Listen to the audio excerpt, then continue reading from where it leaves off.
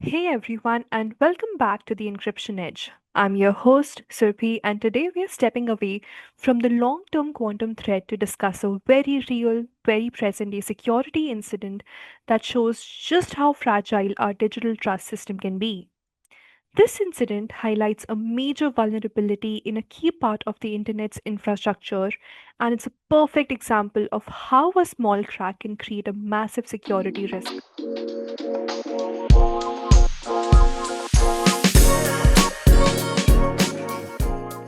On September 3rd, 2025, a security researcher exposed a serious problem. An obscure certificate authority or CA called FINA RDC 2020 had issued two certificates for the IP address 1.1.1.1. Now, that IP address is a critical public endpoint used by Cloudflare for its encrypted DNS service. These certificates were a complete security violation and should have never been issued. The kicker? They remain valid and in the wild for months. So, why is this so bad? The certificate by itself is just a misissuance. The real danger comes from combining it with another common attack, a BGP hijack. BGP or Border Gateway Protocol is the routing protocol of the Internet. A BGP hijack is when an attacker maliciously reroutes Internet traffic by falsely claiming ownership of a block of IP addresses.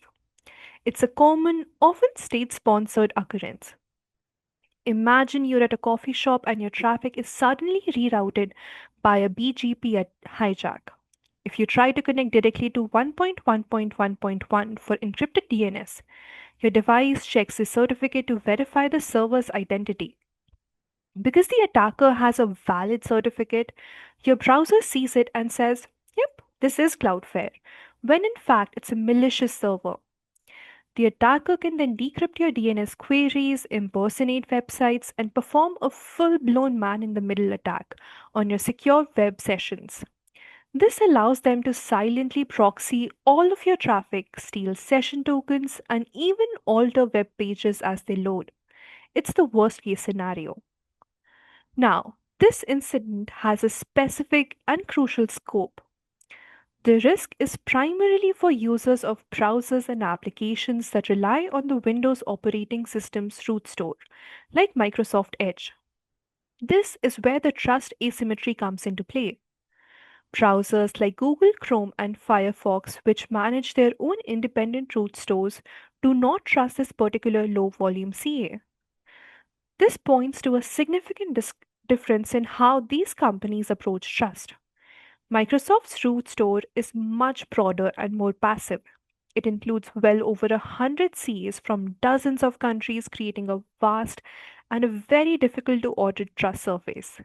In contrast, Google and Mozilla have much more selective and actively managed root programs.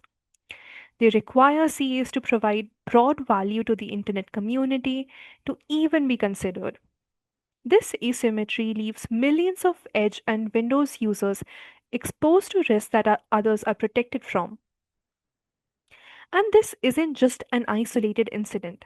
It's part of a chronic pattern of governance failures in the web's public key infrastructure or PKI. Historically, major security breaches have been traced back to small, trusted CAs with weak oversight. Think back to incidents like DigiNotar in 2011 or Turk Trust in 2013, where small CAs were compromised and used to issue rogue certificates. The problem is systematic. From an attacker's perspective, they don't need to compromise a major CA like Let's Encrypt or DigiCert. They just need to find a small, obscure one with poor controls that is still trusted by a major platform like Microsoft. This makes weak governance itself a critical attack surface. And the issue is poised to get worse. New regulatory frameworks like the EU's eIDAS 2.0 are threatening to mandate that browsers trust CAs approved by EU member states, regardless of their technical or governance quality. This could force all browsers, not just Microsoft Edge, to trust the same weak CAs that could lead to these incidents. It's a classic case of institutionalizing risk rather than correcting it. So, What can we do? The solution isn't to get rid of CAs or root stores, it's to improve their governance and oversight. This incident highlights several key areas where we need immediate action. First, we need continuous root governance with a focus on controlling the blast radius of low volume providers. Second, we need shorter certificate lifespans. The certificates in this incident were valid for months. If policies required IP based certificates to expire in a matter of days, as some CS are already doing, the exposure would have been minimal. Third, we need cross vendor accountability. One vendor's trust decisions shouldn't automatically grant trust across the entire ecosystem if other vendors have rejected a CA for good reason. And finally, we need active monitoring. While certificate transparency logs are a powerful tool for public scrutiny, they are useless if no one is watching them and acting on the data. This incident is a wake up call.